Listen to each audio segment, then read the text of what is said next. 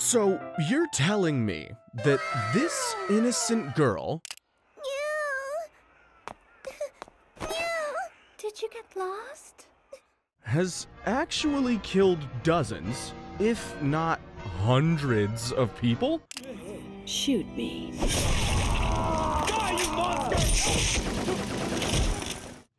Sheesh. In case that wasn't clear enough, this is a really gory anime. And today, I'll be narrating the entire story of the cult classic Elfen Lied. So, without me yapping too much, let's dive right in. Elfen Lied's first episode starts with a helmet-wearing, mysterious girl going on a rampage as she escapes an unnamed island research facility. The facility guards try to stop her, but she simply protects herself with invisible hands called vectors. Now, for context, these vectors also have the ability to completely slice through human flesh while also being sturdy enough to block bullets. However, they have limited range. As the mysterious girl makes her way to the exit, a clumsy researcher by the name of Kisaragi stumbles between the girl and a whole squad of guards. The helmet girl walks over to Kisaragi and decapitates her. Enraging this seemingly important-looking dude named Kurama. In his enraged state, Kurama orders the squad to start firing at the escapee, and in response, the escapee uses Kisaragi's headless body as a human shield. After the guards have run out of bullets, the girl walks past the squad, killing only a few and sparing the others, including Kurama. Upon reaching the end of the hallway, a mysterious figure opens the door leading to a cliff outside the facility.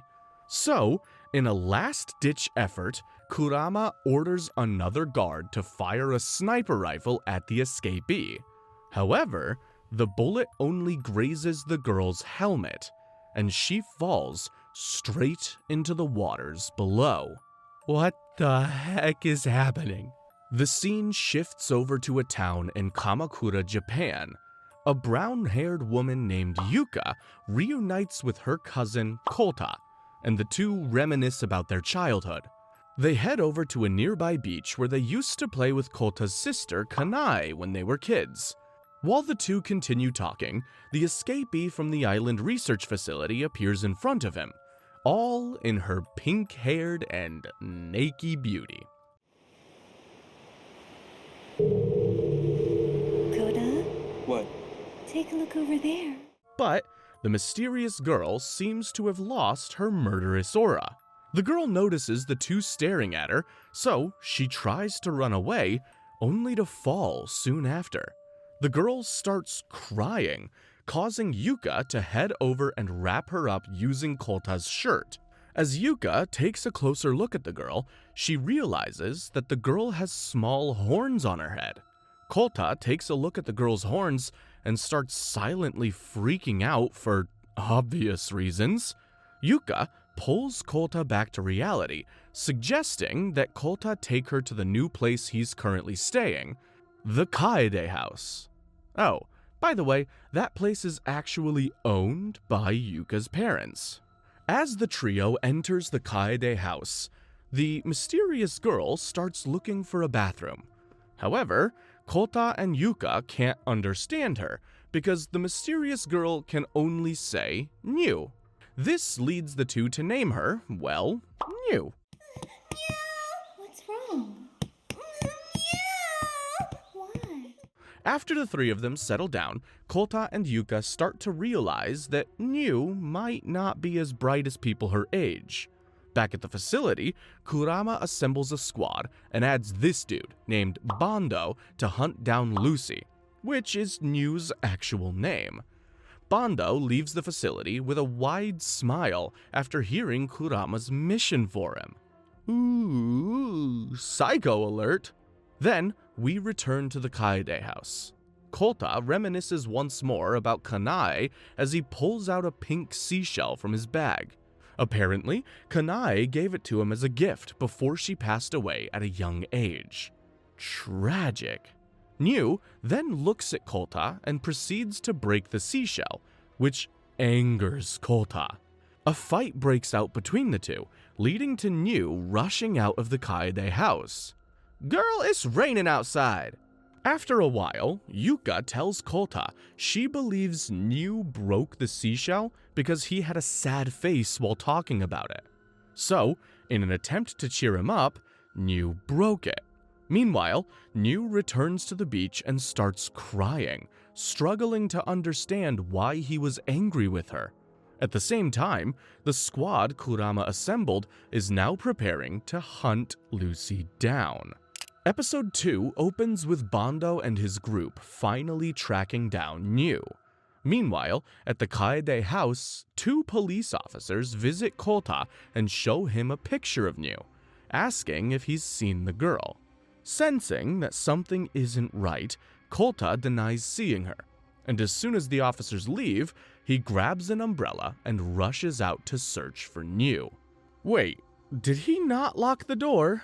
Kolta finally finds New at the beach, only to be intercepted by Bando and his partner Sato. The 2 dudes knock Kolta unconscious and drag New to an unspecified location. Bando then goes full psycho mode and starts beating the crap out of New, thinking that she would give him some action before he kills her. However, he soon realizes that New won't fight back, so he orders Sato to kill her. This turns out to be a little bit of a mistake, because the moment Sato tries to pull the trigger, New turns back into the murderous escapee from the island research facility and kills him. A hand. Okay, quick pause. Just for clarity, it's gonna make things easier for you and me if, when New is in murder mode, I'm gonna call her Lucy, but when she's in her little cutesy mode, I'm gonna call her New. Alright, good? Moving on. Sato's death startles Bando, and a fight breaks out between the two. Lucy eventually pins Bando down and gets to work by cutting off one of his arms and snapping the other. Then, as a cherry on top, she pierces his eyes. Yikes. Bando starts flailing his broken arm around and hits Lucy's hand, which causes her to take a look at it. She opens her hand, and for some reason, Lucy starts reverting to New and runs away. As New leaves the beach, a little girl with a dog spots Bando and calls an ambulance for him. What the heck is in New's hand? Kolta, on the other hand, is now at the hospital after Yuka found him at the beach. The moment Kolta opens his eyes, the 2 police officers from earlier return and ask Yuka to step outside. They begin questioning Kolta about the incident, and when he mentions seeing a military man with a machine gun, the officers gaslight him. They pin the blame on biker gangs, brushing off his story entirely. Kolta stands his ground, insisting on what he saw. As the officers leave, one of them tells him to forget the whole thing. Not long after, Kolta returns to the Kaede house, only to find New already waiting for him at the entrance. She shows him a pink seashell, just like the one she broke earlier, which softens him instantly. Kolta pulls her into a tight hug and promises to protect her from those searching for her. Luckily, the door had been left unlocked, allowing them to enter with no problems. Meanwhile, Yuka realizes she forgot to give Kolta the keys to the Kaede house. She rushes to the house, only to see Kolta removing New's clothes. Oh boy. Elsewhere, at the island research facility, Kurama and his assistant Shirakawa consider deploying another pink-haired girl who looks similar to New to track her down. It's getting spicy. Episode 3 starts with Kolta explaining to Yuka why he's stripping New's wet clothes. However, Yuka's not having it. After putting the keys on the table, she tries to leave, but he stops her. Annoyed, she asks Kota if he remembers the festival they went to when they were kids, but his memory fails him. Yuka slaps him in anger and quickly leaves the Kaede house. Ooh, drama. Back at the island facility, Kurama talks to a pink-haired girl with horns, just like New. Here, we learn that her name is Nana, and that their species is called Diclonius. Kurama asks Nana to locate New for him, because apparently Dicloni can detect each other. Oh, and also, for some messed up reason, Nana calls Kurama her papa. According to scientist Isobe, Nana became attached to Kurama for mental support so she could survive the hellish experiments being done to her. Finally, Isobe notes that Nana has never used her vectors to hurt humans. What the hell are they doing to this girl? The next day, Kota catches a fever. Luckily, Yuka drops by to leave some clothes for New, and New spots her. She urges her to go inside, where Yuka sees Kota in bed with a fever. Yuka starts taking care of Kota, and the two reminisce once more.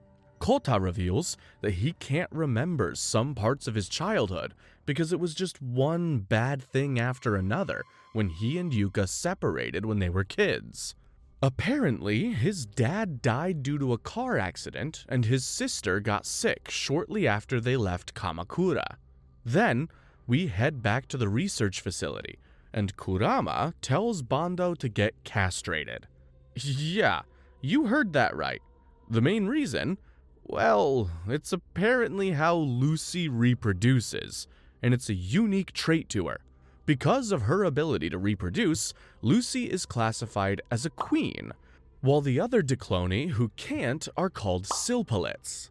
Kurama explains that any man who was touched by a Diclonius's vector will have a genetic mutation that turns their future kids into Dicloni. This means that if Bando doesn't get castrated, their numbers will increase. And more Diclonius means the eradication of humanity. While all of this is happening, Kota decides to keep New at the Kaede house, which pushes Yuka to also move in. Is this a harem anime? It's a harem anime, right?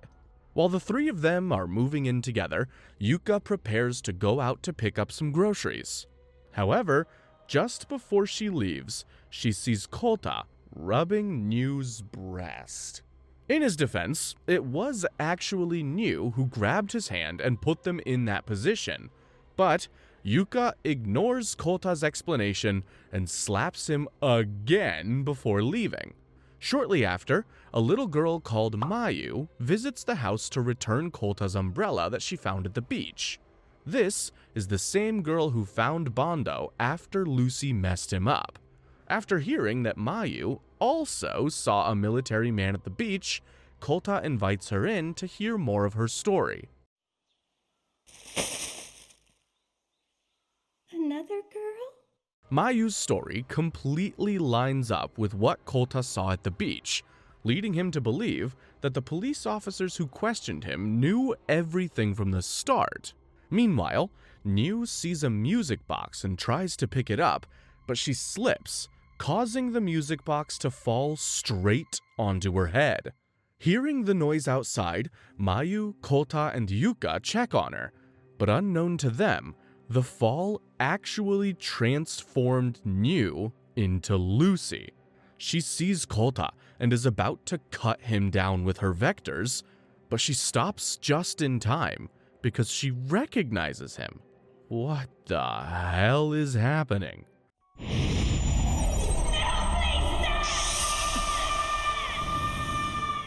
After this, Lucy heads out for a walk and Nana approaches her, telling Lucy to come home with her. Damn, she located her quick! Back at the Kaede house, after Mayu has gone home, Yuka is sad yet again after hearing that Kota does not remember the music box at all. Then, she asks an even wilder question. Touching my breasts too? Huh? What the heck? Episode 4 kicks off with Lucy and Nana duking it out after Lucy told her she's not coming with her. At first, Lucy wants to leave Nana alone and doesn't want to kill her because she's a fellow Diclonius. But Nana refuses to give up, leading to the two of them fighting. At the same time, Yuka leaves the Kaede house because she's jealous of how Kota treats New. Back to Lucy, she gets restrained by Nana's much longer vector range. However, a random Mayu appears. Don't do it! Stop fighting! Don't come any closer! Lucy uses a distraction to chop Nana's limbs before throwing Mayu away from them. As Lucy pulls up to finish Nana, Kurama and his goons pop up out of nowhere to stop her. Kurama then walks over to Lucy, punches her, and then goes on to hold Nana close to him. The goons, including Isobe, are shocked by what's happening, especially since Lucy is not attacking Kurama at all. After recovering from the punch, Lucy runs away, and the goons chase her down. Kurama, together with Isobe, stays with Nana to console her. Wait, so is Kurama also attached to Nana? Meanwhile, Yuka finds out that Mayu is actually homeless after talking to a baker in the market. You see, before seeing Lucy and Nana fight, Mayu was actually eating some breadcrumbs she received from the kind-hearted people at the market. Yuka saw her walking with the bag, which led to Yuka asking the baker everything they knew about Mayu. On her way home, Yuka meets New, and the two of them start heading home together. Kota, on the other hand, gets called by the hospital to pick up Mayu.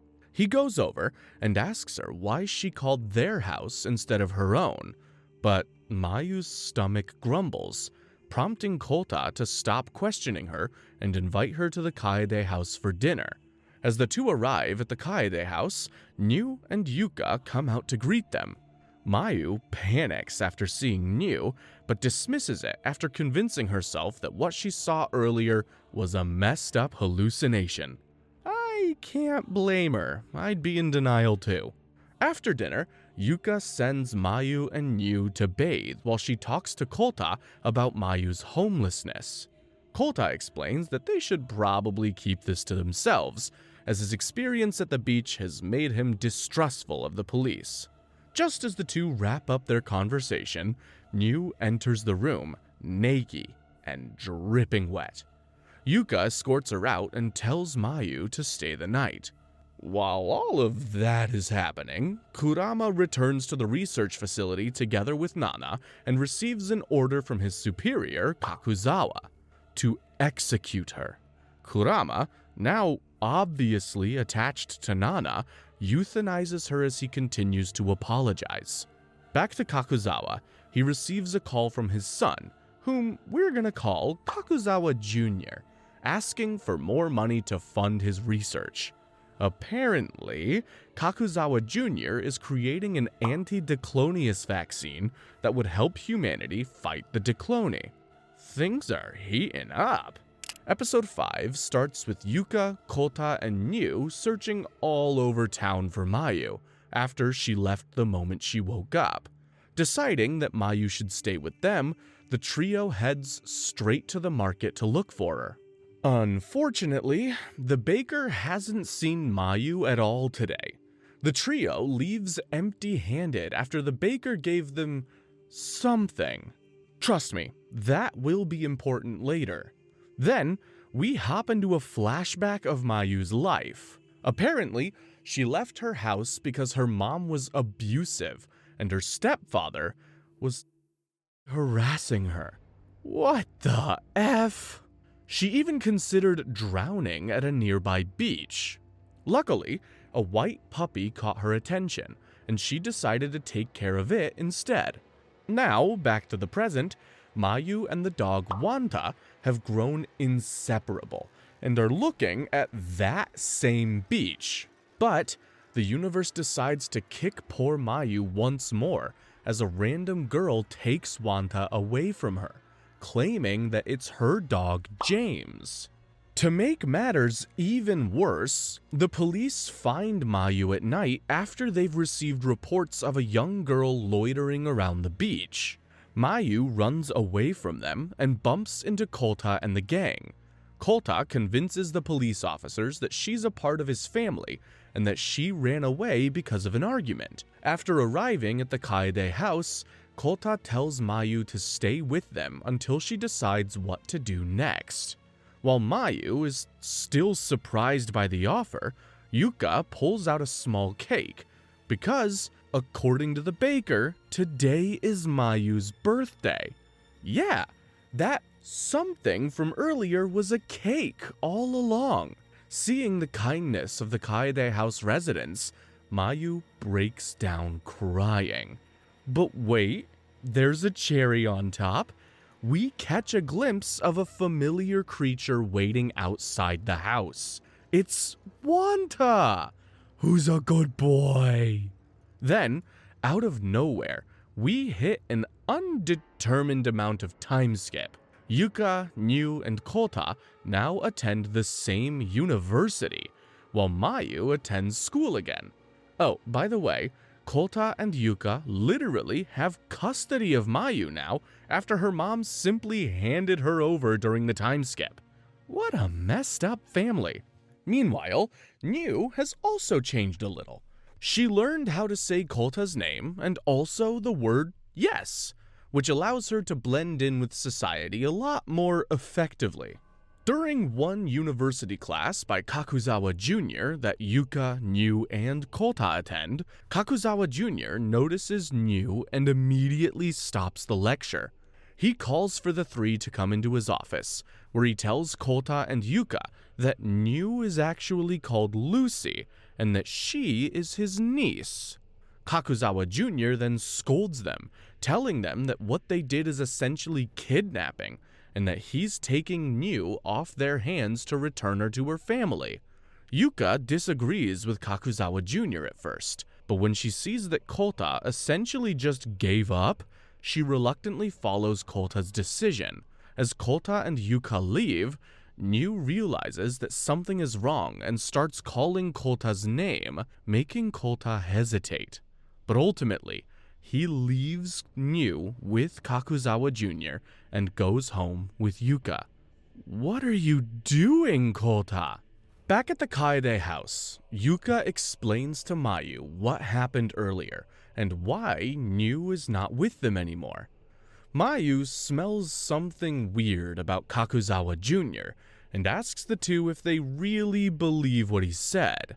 Meanwhile, Kakuzawa Jr., now alone with Nyu, sedates her with the intention of her to become the new Adam and Eve of humanity. He wants to eradicate the current race and replace them all with Dicloni. But Lucy takes over Nyu's body and ain't having any of that. Kakuzawa Jr. even tells her that he was the one who opened the door for her to leave the facility, but Lucy simply kills him. Ooh, that was too close. Episode 6 kicks in with Kota returning to the university to look for Kakuzawa Jr. Upon arrival, he meets his assistant Arakawa instead. Kota asks Arakawa if Kakuzawa Jr. is around, and since she's also looking for him, she invites Kota down to the lab located in the university's basement. As the two make their way to the lab, Arakawa talks about Kakuzawa Jr.'s vaccine projects, intended to cure a disease that causes humans to grow horns. Additionally, Arakawa confirms that Kakuzawa Jr. lied to him about having a niece. Kota realizes that he's been played, but he also freaks out about the fact that Kakuzawa Jr. most likely knows about Nyu. The two finally reach the lab, and they find Kakuzawa Jr.'s lifeless body on the ground. And to make things a whole lot weirder, Kakuzawa Jr.'s head has horns protruding out of it.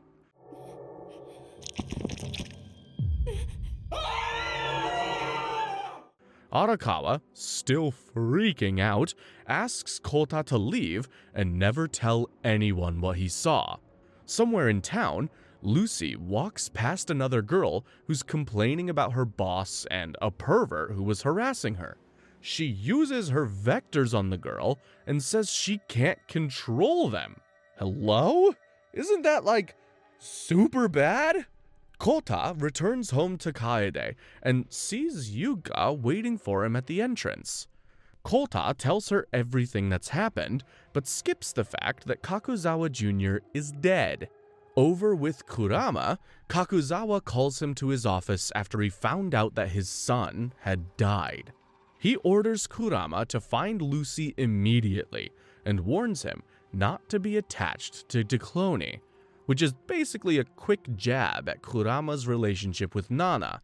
After leaving the room, Shirakawa asks Kurama about his family, and he reveals that he killed his daughter and that his wife committed suicide after seeing him commit the act. Jesus Christ, what the heck is this anime? The next day, Yuka and Kota search for New, while Mayu approaches a now recovered Bondo. Fully recovered. I don't know how they did it, but he has mechanical limbs and can see again. Anyway, Bondo immediately recognizes her voice as the person who saved him. Not wanting to be indebted to a little girl, Bondo gives her his number and tells her to call him if someone is bothering her. Before leaving, Bondo asks if Mayu's seen a horned woman in the area, and Mayu mentions New.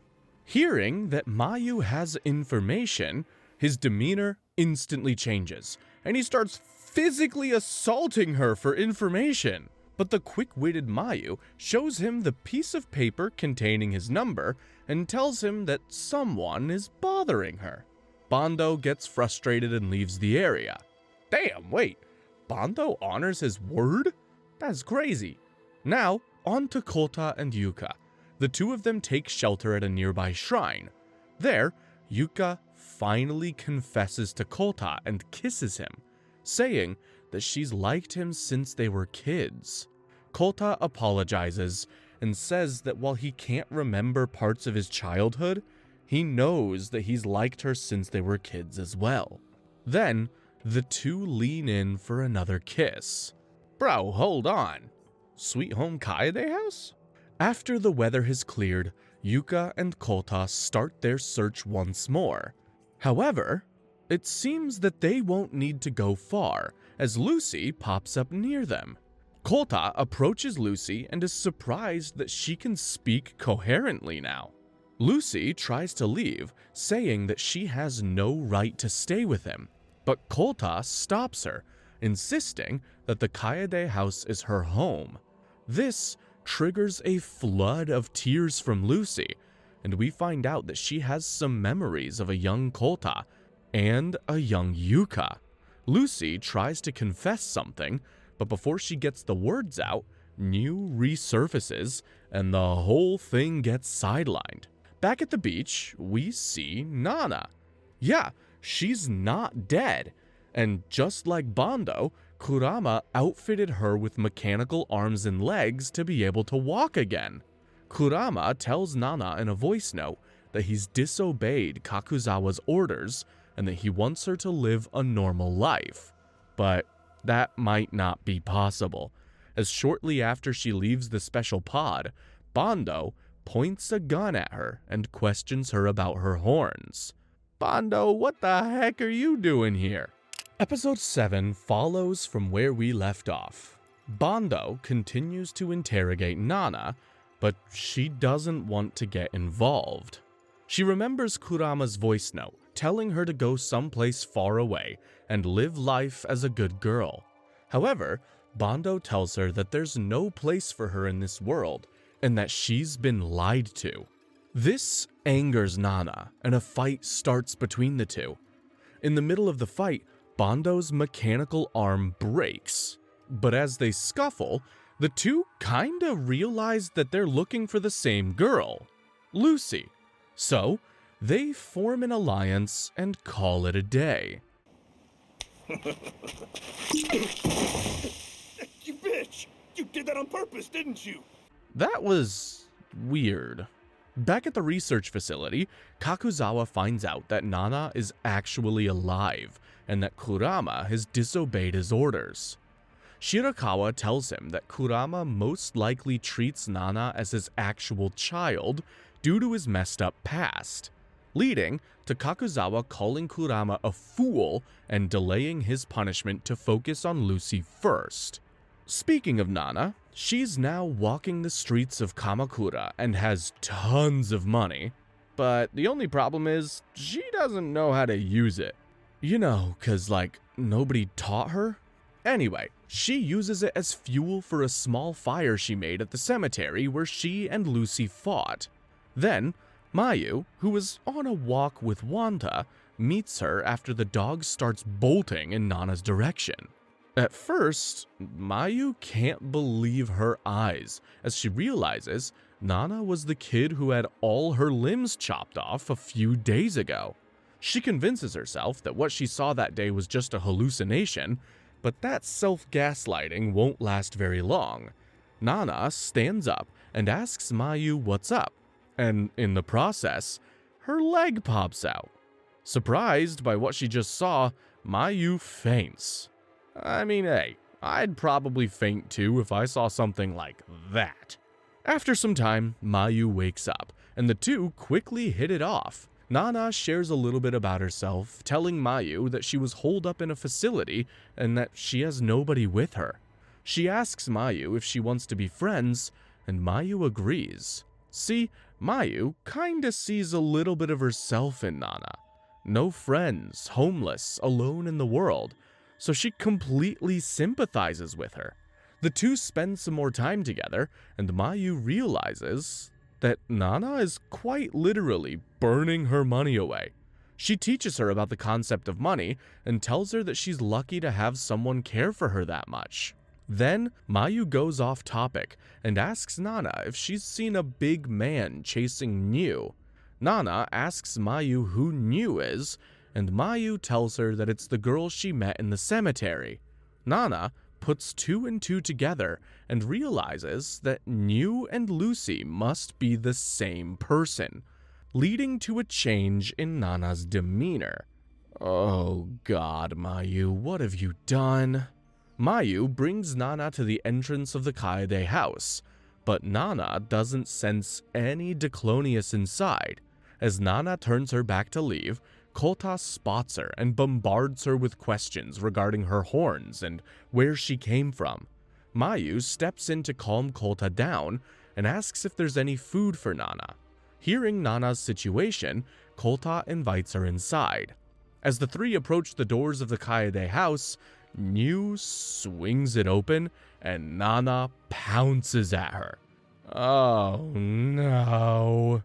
In episode 8, the residents of the Kaede house rush to Niu's defense after Nana attacks her. Nana believes that Niu is only using her innocent facade to fool her and moves to attack her once more. But Kota has had enough and slaps her. Seeing Kota's angry expression, Nana leaves the Kaede house confused as to why they're treating her like the villain. Mayu, on the other hand, chases Nana to return her bag full of cash. After some time, the two talk about the situation at a nearby shrine, and Mayu questions Nana on why she calls Niu Lucy. Poor Nana. Nana then reveals Niu's past, how she escaped the facility, the number of people she killed, all that jazz. To add the cherry on top, Nana reveals that she and Niu are not normal people. Over to the research facility, Kakuzawa grills Arakawa about his son's murder. Feeling that her life might be in danger, Arakawa tries to leave, only to be shot by Kakuzawa. He demands information about the person she was with when they found Kakuzawa Jr.'s body. While bleeding profusely, Arakawa tells him that it was a student of the university. Seemingly satisfied by this information, Kakuzawa orders Shirakawa to call for medical help. Then, he tells Arakawa that she's going to replace his son in the research team. God damn. Back to Nana. She tells Mayu about their invisible hands and even slices a small statue nearby to demonstrate. However, Mayu insists that Nyu is not a violent person. She tells her that Nyu has never used her invisible hands and that she's the happiest person she's ever known. Nana sits down and realizes that she's never felt Lucy's presence when Nyu is around, even though she's sure that they're the same person. The complexity of the whole thing makes Nana tear up looking for answers. At the Kaede house, Nyu, for some reason, has a fever after the attack. Heck, even Kota and Yuka are wondering about it. I don't know. She shouldn't have a fever from getting hit. If she's really sick, we have to take her to the hospital. Nyu opens her eyes. Nope. Wait, that's Lucy. From far away, Nana feels Lucy's presence and starts panicking. What is gonna happen to these two? Then, we head back to the research facility. Kurama questions Kakuzawa's decision to involve an outsider with the project regarding the anti-Diclonius vaccine. However, Kakuzawa tells him that she's the only person who knows about his son's research. Then, he reveals his grand plan. He tells Kurama that he actually does not care about the vaccine and wants the virus itself so he can wipe out humanity and turn everyone into Dicloni. Kurama questions his sanity, which leads to Kakuzawa telling Kurama that he knows he set Nana free and that he's sending number 35 to dispose of her.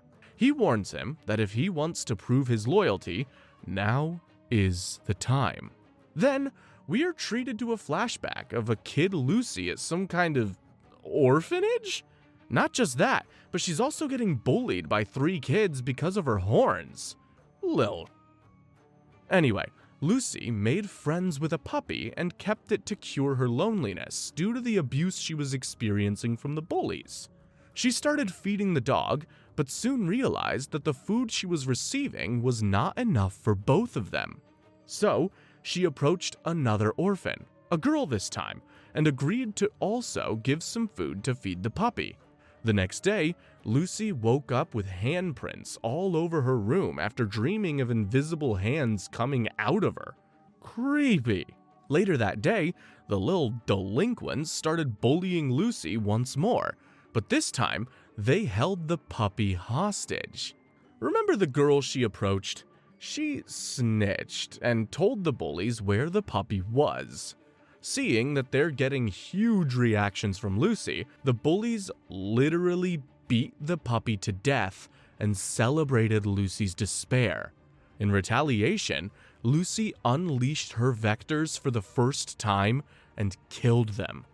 Jesus Christ. After some time, Lucy returned to the spot where she had found the puppy and buried it there. She lamented the puppy's death and blamed herself for the events. Just as she left, a music box fell and it started playing. Lucy turned around to see a kid Kota staring at her. What? Episode 9 continues the flashback from the previous episode, and it kicks off with Kota trying to befriend Lucy. However, Lucy was done with human shenanigans and believed that every person was out to betray her.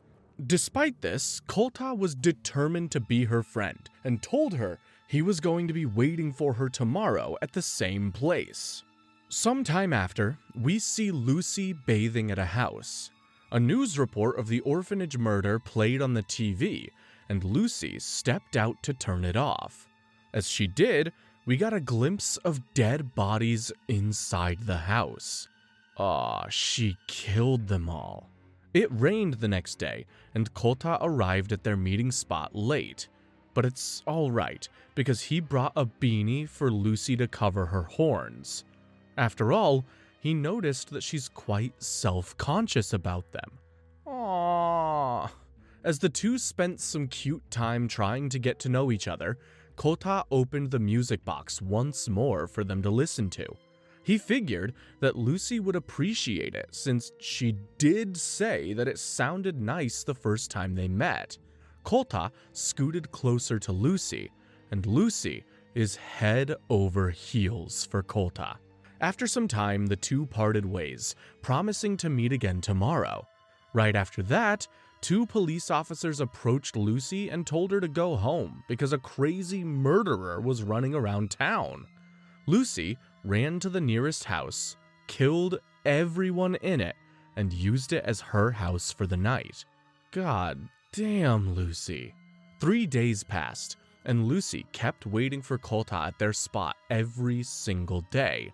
Just as she thought that Kota had abandoned her, he popped up out of nowhere and told her that he was leaving town tomorrow. Because of that, he wanted to spend the whole day with her. At first, Lucy was sad that her only friend was leaving, but that frown was quickly replaced by a smile right after they arrived at a nearby zoo. Wow! What is that thing? He's so big! He's huge! Aw, she's so cute. As their little date neared its end, Lucy overheard a couple talking about the recent murders happening in the area. Lucy then realized the harm she's done to people and struggled with her inner voice telling her to kill all humans. Kota noticed this and asked her what was wrong. Lucy lied by telling him that it's just the heat getting to her. So Kota took Lucy to a river where they both played until they got tired. On the way home from their little date, Lucy asked if she could go with him to a festival. However, Kota has already promised to go with his cousin. Hearing this, Lucy got jealous and her inner voice urged her to kill Kota before he broke her heart. Hold up, what? As she fought her inner voice, her real body moved to strangle Kota. However, Lucy regained control of her body before it was too late and hopped off of him. She looked at Kota and with a sad tone asked him to kill her if it came to a point where she couldn't stop herself from killing people. Damn, what a nightmare. Later that night, it's festival time, and Lucy found herself still wanting to meet Kota. See, before they parted ways after their date, Kota told her that his cousin was a boy to prevent Lucy from being jealous.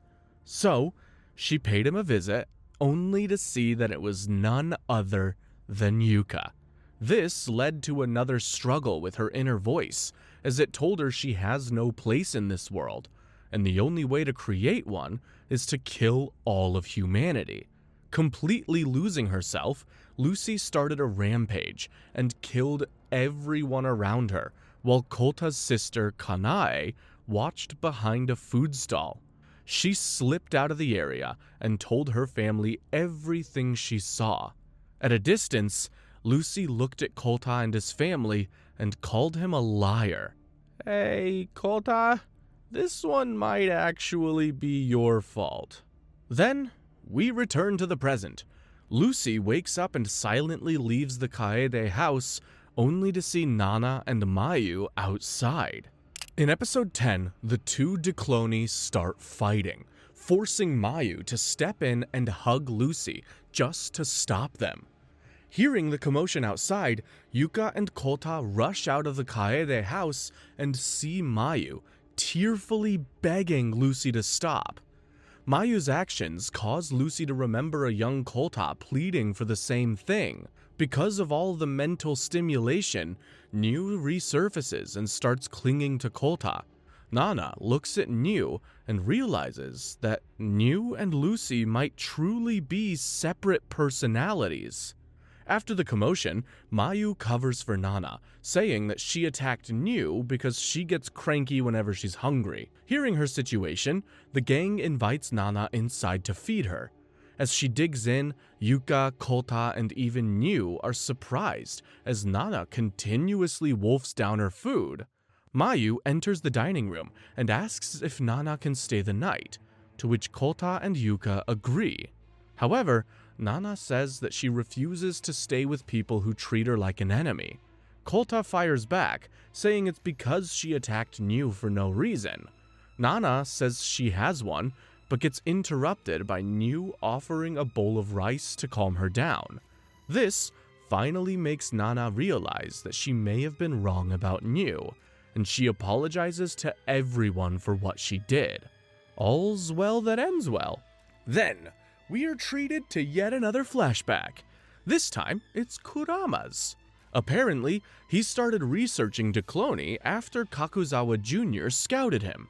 However, he started to regret his involvement in the project after seeing his co-workers firing iron balls at a young Diclonius to study how they deflect things with their vectors. In their office, Kurama lashed out at Kakuzawa Jr., saying that what they're doing is inhumane. However, Kakuzawa Jr. defended their research, saying that Dicloni are not human, and in fact, the enemy of humanity. At this point, Kurama had heard enough, and told Kakuzawa Jr. that he was leaving. Kakuzawa Jr. then asked Kurama to send his regards to his pregnant wife, which Kurama ignored. Suddenly, a random scientist reported that the Diclonius from earlier had escaped and was making her way to the office. The Diclonius arrived soon after and turned to Kurama to thank him before Kakuzawa Jr. killed her with an armor-piercing bullet. As Kakuzawa Jr. complimented Kurama for cheating death, Kurama wondered why the Diclonius thanked him.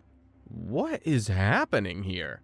After the incident, Kakuzawa called his son and Kurama over to his office. There, he ordered that every single Diclonius born starting today will be killed, which shocked Kurama. After an unspecified amount of time, Kurama had killed over 10 baby Dicloni, including one from his co-worker. As he sat in the office hanging out with Kakuzawa Jr., he got a call from the hospital. Kurama rushed over, and the nurse told him that his daughter had finally been born. However, during the operation, the doctors saw cervical cancer in his wife, which led to her uterus being removed. After making sure that his wife was fine, Kurama shifted his attention to his daughter and stared in horror after he realized that it was a Diclonius. Devastated by the decision he had to make, he told his wife that he needed to kill their daughter. His wife grabbed their daughter and told Kurama she won't let that happen, but she collapsed due to the strain the surgery put on her. After some time, Kurama stood in front of his daughter in the nursery, thinking about how all of this happened. He remembered the incident where a Diclonius thanked him and realized they use their vectors to reproduce. As he reached this eureka moment, his wife, still covered in blood, entered the nursery and begged him not to kill their daughter before collapsing once more. Kurama promised that he wouldn't and pleaded for her to wake up, but it was too late, as his wife had already lost too much blood. God damn. The next day, Kakuzawa Jr. and Kurama are once again in front of the head honcho. Kakuzawa confirmed that Dicloni use their vectors to reproduce after doing some tests on the fathers of Dicloni. With the mystery of their reproduction solved, Kakuzawa Jr. told the two that he was leaving to focus on studying the virus itself. Kakuzawa then appointed Kurama as the head of research to replace his son, and tasked him with looking for the Queen. The Queen was theorized to be the first one responsible for the original infection. As such, all efforts should be used to locate and capture her. Kurama questioned the order, but Kakuzawa reminded him that he is the only reason his daughter is still alive. Now, back to the present Kurama. He puts a picture of himself and his pregnant wife down next to a photo of Kisaragi. Then, he looks at a picture of Nana and hopes that she escapes from all of the mess.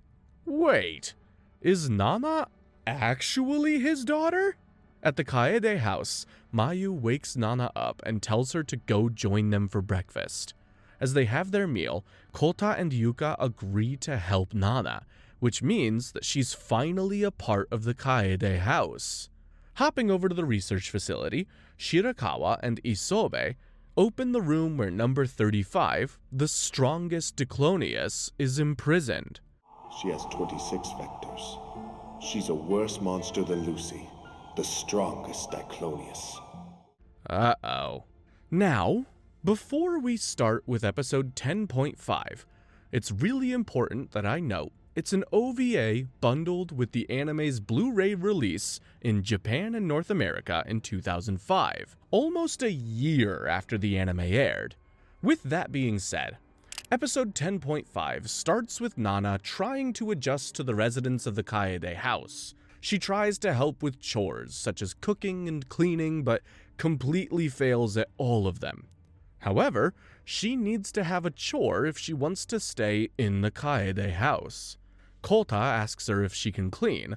Nana tells him that she hates cleaning. This sparks an argument between the two, resulting in Nana leaving the house and going for a walk. Nana heads over to the beach, where she runs into Bondo. She tells him that he was wrong when he told her that she has no place in this world, because she got along with people in the Kaede house. The two enter some kind of banter, and Nana lets it slip that she knows where Lucy is hiding. Bondo presses the matter further and demands that she bring Lucy to the beach so they can finally face off. Nana returns to the Kaede house and apologizes for her attitude earlier. Kota follows suit, and the two reach an agreement that Nana's chores are cleaning. Later that day, Mayu spots Nana and Niu about to leave the house. Mayu asks where they're going, and Nana simply tells her that they're out for a walk as a way to make up. The two reach a shrine just as it starts raining, and Nana starts wondering if what she's doing is actually for the best. Niu sees Nana's worried face and offers her a cookie, but Nana interprets it as Niu's way of apologizing for chopping her up back then. Nana takes a step back and tells Niu that she can't just forgive her because she gave her food. As she takes a step back, she slips due to the rain making the pavement slippery. Niu rushes over to help her, but also slips in the process, hitting her head on the pavement. Then, a flashback of how a young Lucy was captured plays out. Apparently, she was with an unnamed female student who grew fond of her when Kurama found her. Kurama's squad starts firing at the two, mistaking the unnamed student for another Diclonius. Lucy tried to protect both of them, but a mistake from the student led to the student getting shot. Lucy, seeing that her friend is dying, pleaded with Kurama to save her. The two struck a deal that she would surrender peacefully, and in turn, they would do their best to save her. After a few days, Kurama visited Lucy in her confinement room and told her that the female student had died despite their best efforts. Lucy teared up and told Kurama that she won't kill him, but she will harm everyone important to him. While the flashback is happening, Nana actually carries Niu's unconscious body to a nearby cave. She's surprised by how much she cares for Niu, even though they're not particularly friends. At some point, while Niu dreams of the events in the flashback, Nana tries using her vectors to kill her, but she just can't. Then, we jump to the other person involved in the flashback, Kurama. He looks at the pictures on his desk and says this. I won't let you touch her. Not Mariko. Who the hell is Mariko? Niu finally wakes up, causing Nana to breathe a sigh of relief. Shortly after that, the rest of the Kaede house pops up to fetch Nana and Niu. At the Kaede house, Yuka gifts Nana new clothes. Seeing just how much they care for her, Nana tears up while thanking Yuka for the gifts. As Nana, Niu, and Mayu leave to take a bath, Mayu realizes that Nana's chores could be feeding Wanta instead of cleaning. On the other side of the house, Kota and Yuka discuss Nana and Niu's sudden friendship. They're happy that the two are finally getting along, with Yuka saying that it might lead them to know more about Nyu. Kota is skeptical about that, saying that he feels that if they learn more about her, they might not be able to live normally again. At the beach, Kurama approaches a frustrated Bondo after Nana makes him wait for nothing. Wait, why is Kurama here? In episode 11, we go back to the research facility where Kisobe and Shirakawa are preparing to release number 35. Since she's the strongest Diclonius in the world, there's a failsafe in the form of a bomb placed inside her just in case she goes on a rampage. Then, the show reveals that number 35 is Kurama's daughter, Mariko. Not just that, but he also agreed to place the bombs inside of her. With everything now set, Shirakawa and Isobe finally release Mariko. However, not even a minute after her release, she slices a scientist in half and throws her upper body into the control room. Then, the scientist uses the last of her strength to detonate one of the bombs in Mariko's body, blowing her right arm off. Damn! Back at the Kaede house, Kota and Yuka ask about Nana's relationship with Nyu. Nana refuses to answer and even threatens to leave the place. Kota tells her that it's fine if she doesn't answer the question, but if she does want to stay in Kaede house, she needs to do some chores. Hearing this, Nana tears up, knowing that she can stay with them. Hearing Nana's loud crying, Mayu and Nyu head over to where everyone is and see Yuka hugging Nana tight. Pause. If you're confused, I am too. This is a weird story continuation problem introduced by the OVA. Anyway, sometime later, Nana and Mayu take a bath together. As they soak their bodies in the tub, Nana mentions that she hopes Nyu doesn't turn into Lucy anymore, because she wants to stay with everyone. However, the moment Lucy resurfaces, she has no choice but to fight her. Aw, come on. At the research facility, news of Nana's sightings at Kamakura have been confirmed. But at the same time, Kurama also goes missing. Shirakawa goes to look for him, but one worker tells her that he left the facility last night. Speaking of Kurama, he meets with Bondo at the beach and contracts him to kill an upcoming Diclonius in exchange for repairing his broken mechanical arm. At the Kaede house, Nana is officially in charge of feeding Wanta after Mayu asked Kota's permission. After their short discussion, Nana grows curious about the photo in the dining room. Kota reveals that it's his sister, Kanae, and that he's said some bad things to her before she died.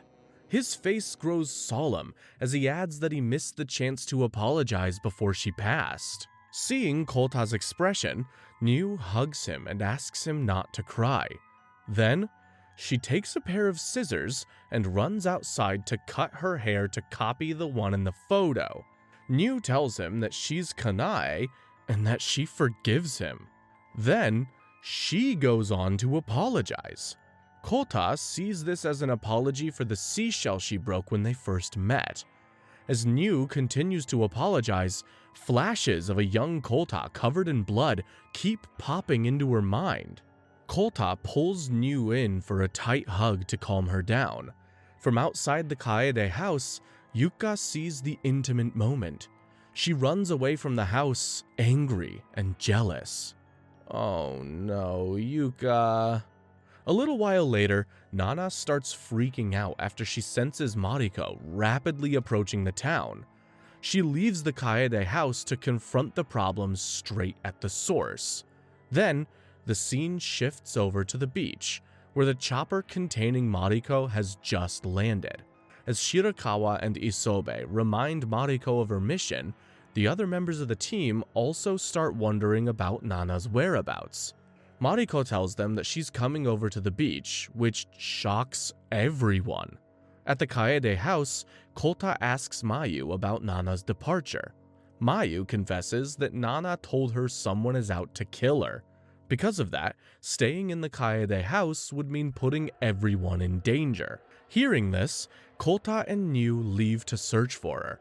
As they walk around, the two catch a glimpse of a news report saying that the area around the beach has been fully blockaded due to a police exercise. Bando and Kurama, on the other hand, are already preparing for their attack on Mariko. Meanwhile, Nana finally arrives at the bridge where Mariko and the rest are and tries to fight her. However, Mariko simply cuts Nana's mechanical limbs, stripping her in the process. This girl's a psycho. In episode 12, Kota passes by the previously mentioned police blockade and sees that every single officer has been knocked unconscious. Niu tries to follow Kota, but she slips without Kota noticing her. Soon after that, Kota arrives at the bridge and picks Nana up after Mariko has defeated her. Nana regains consciousness soon after and asks Kota to leave the area because he'll get killed. However, Shirakawa, looking at the events unfolding in front of her, walks over to Kota because it's the first time she's seen a Diclonius and a human interacting outside of the lab. Isobe, on the other hand, believes Shirakawa's actions are dangerous. He orders Mariko to kill Nana, sparking another fight between them. Nana gets pinned down on one of the rails, and Mariko tries to finish her off. However, Nana uses her vector to disable Mariko's vectors. She can do that? The rails behind Nana fall apart, and she plunges straight into the ocean below. And as if on cue, Niu finally catches up to Kota, which puts everyone on high alert again. Isobe orders Mariko to kill Niu, but she refuses, saying that she's not Lucy. Isobe pressures her, and that's the time Mariko realizes that her vectors are not coming out. This causes her to break down and be wheeled out of the area. Isobe, seeing that Kota knows too much, orders the military behind him to shoot at him and Niu. God damn. At the Kaede house, Yuka, who got home soon after Niu and Kota left, sits in a room with Mayu. The two of them are wondering why Kota just can't leave Nana and Niu alone. Yuka realizes that it's probably because of a traumatic event when he was young. However, she stops herself before she shares more.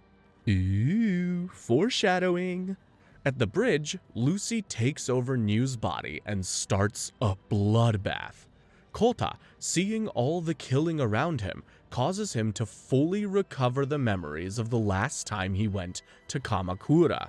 Remember when, at the start of the show, he said that his sister died of sickness and his dad was in a car accident? That's not true. What actually happened was that Lucy boarded the same train that Kota and his family were in, and she killed both of them. Now, armed with his memories, Kota confronts Lucy about her identity and everything that's happening. I remember now. I remember everything now. You're the girl from 8 years ago. The one that ruined my life. Lucy refuses to answer, telling him that even if he knew, it has nothing to do with him. Then, as if on cue, Bando shows up and starts shooting Lucy. She disengages and tells Kota to meet her at the stone steps. Where the heck are the stone steps? In the last episode, Lucy defeats Bando again, but for some reason, she doesn't kill him. Kurama, on the other hand, arrives just in time to pick up Nana after she fell into the ocean during her battle with Mariko. At the Kaede house, Yuka finally reveals Kota's past to Mayu. She adds that he probably keeps people like Mayu and Nana close because he knows how it feels to have somebody to lean on.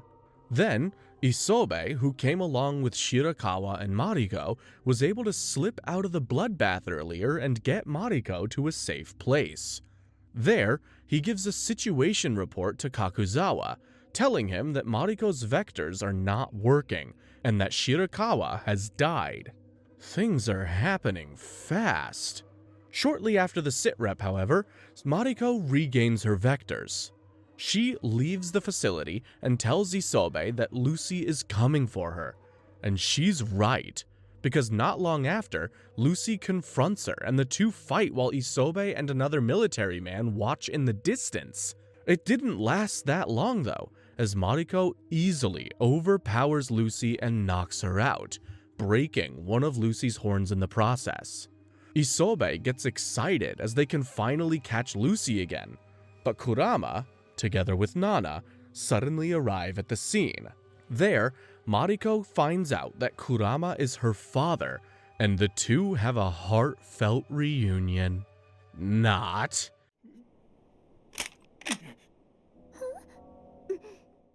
Nana interrupts the two and reminds Kurama about the danger that's in front of him.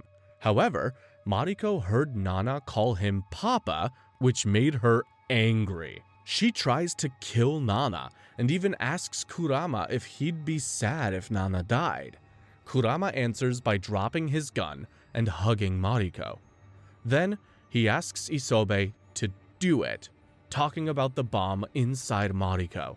So, Kurama walks to the middle of the bridge with Mariko in his arms, while Nana and Isobe watch at a distance. Once they're far enough, well, boom.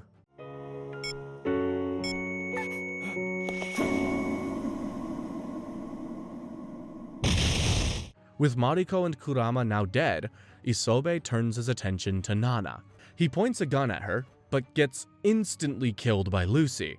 She then tells Nana to stay with Kota and live with him peacefully. Shortly after, Kota and Lucy finally meet at the stone steps, and they have a full heart-to-heart talk. Lucy reveals that she's regretted everything that she's done to Kota, and has fought armies just for a chance to apologize. However, she realizes that nothing she says can bring his family back. As she tries to leave, Kota hugs her and tells her to stay. He tells Lucy that even though he can't forgive her for killing his family, he doesn't want to see her hurt anyone else. Then, Kota confesses that he likes the young Lucy that he met back then, and also the one in front of him now. Overflowing with emotions, the two share a passionate kiss under the moonlight. Moments later, Lucy goes back to the bridge where a squad of police shoots her.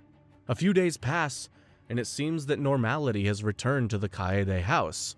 As the residents share a meal, Wanta starts barking at someone waiting at the house's entrance. Kota goes on to check it and sees a silhouette similar to Nyu's figure.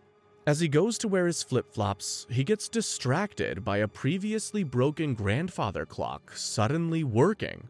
And that's how the series ends. Oh my god. I hope you guys enjoyed Elfen Lied as much as I did. Feel free to click the link on screen to watch another one of my videos, and in the meantime, peace!